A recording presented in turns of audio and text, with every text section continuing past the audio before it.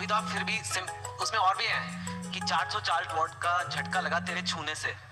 वो एक्चुअली गाना था तो हमने उसी पे कोरिलेट कर दिया, क्योंकि लड़के आजकल ना गाना वाना बड़ा सुनते रहते हैं सब आजकल, तो हमें लगा कि यहीं से इन लोगों को, मतलब हम ये नहीं कहते हैं कि तुम अलग से टाइम निकालो, बट जिस चीजों को वो देख रहा है, जिसके सराउंडिंग्स में हो रहा है, उसमें हर जगह पढ़ाई छुपी हुई है, हम क्यों ना उसको उसी से कोरिलेट कर दें।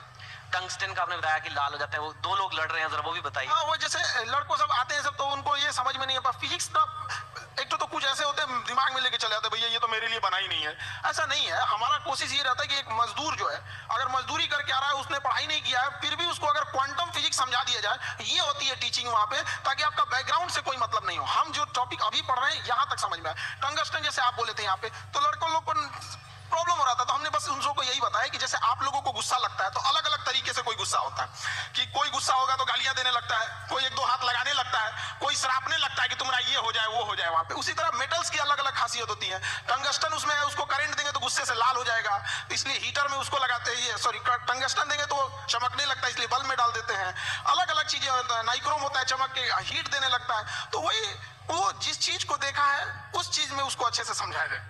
मैंने आज तक ऐसा टीचर नहीं देखा सर, बट जो आप कर रहे हैं, I can't even tell you आप कितनी बड़ी सेवा कर रहे हैं हमारे देश में। जैसे आपने कहा कि एक मजदूर को भी क्वांटम फिजिक्स समझ आ जानी चाहिए, इतना बड़ा सपना लेना ही कि ये पॉसिबल भी है।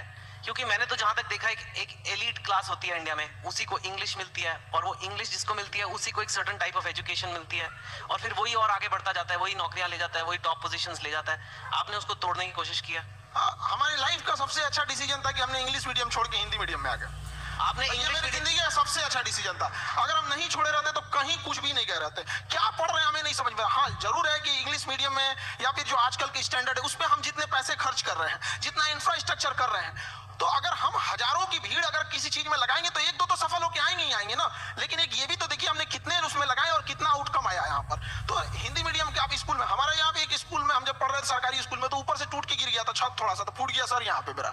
अब बताइए वहां के लड़का सबको तो पहले दिखना पड़ता है कि मेरा बिल्डिंग कैसा है, तो ये सब भी तो मायने रखता है वहां पे। तो ऐसा नहीं है कि उनको जितना हम लोग अगर मोटिवेट करें या अच्छा, एक चीज और भी है, लोग सफल होने के बाद ना इंग्लिश को ज्यादा प्रीफर करने लगते हैं, तो ऐसा लगने लगता है कि इंग्लिश ही है बहुत बड़ी भाषा ही है। ऐसा नहीं है, भाषा बाधा नहीं होनी चाहिए, खास करके एजुकेशन में।